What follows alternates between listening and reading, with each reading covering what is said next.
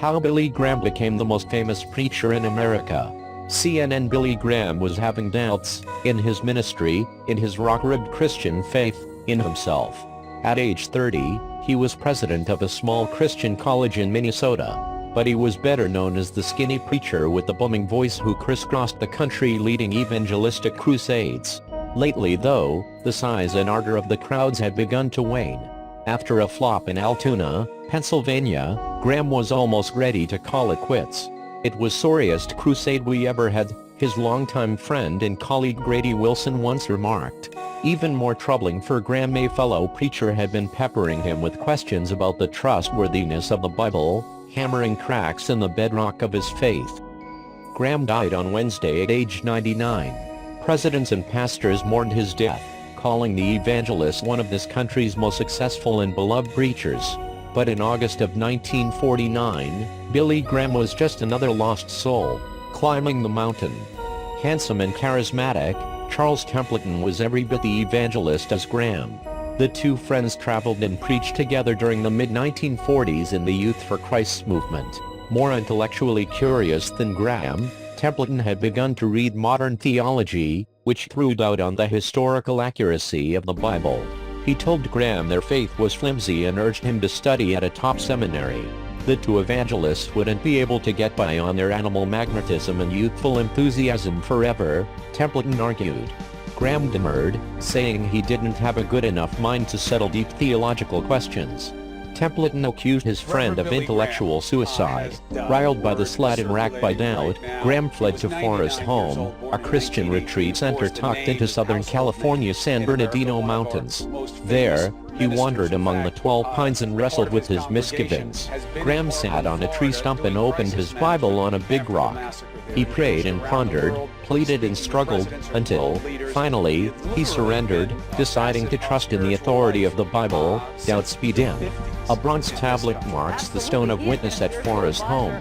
He decided to simply preach the gospel and not worry about the intellectual challenges of the faith, said Randall Balmer, a professor of American religious history at Dartmouth University. He literally climbed down the mountain and never looked back. The Campus Cathedral.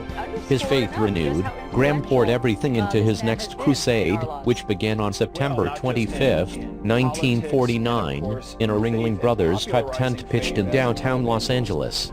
Rigged with 7 poles, a large marquee bearing Graham's intense mien, and a stage Bible propped open to Romans 122, the tent stretched for a city block.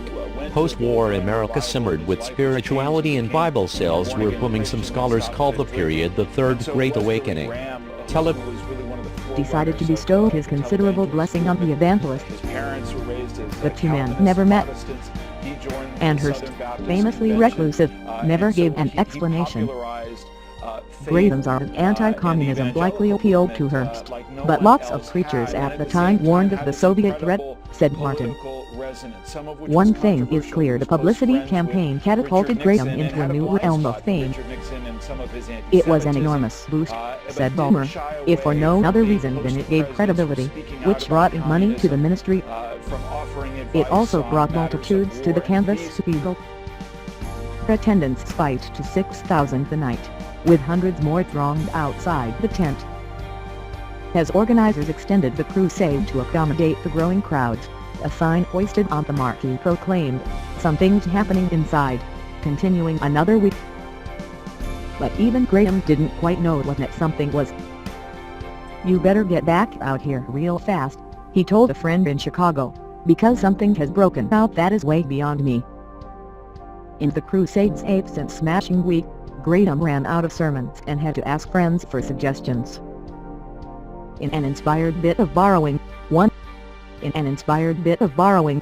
night he preached 18th century evangelist Jonathan Edwards' famous sermon, "Sinners in the Hand of an Angry God," nearly word for word.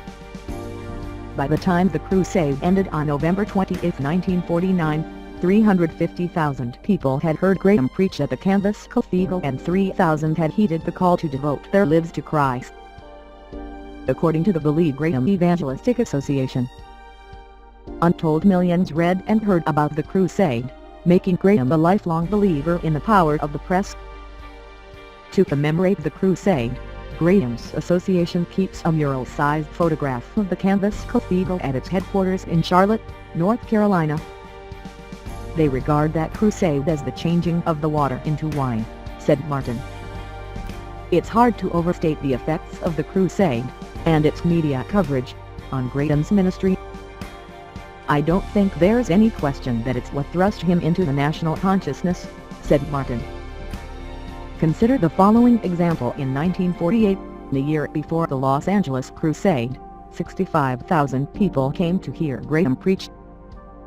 In 1950, that number rose to 1.8 million, and continued to crest for decades. As for Charles Templeton, unlike his friend, he attended Princeton Theological Seminary. He later left the ministry and gained prominence as a journalist in Canada.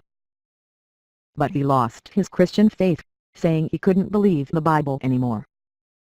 He died an agnostic,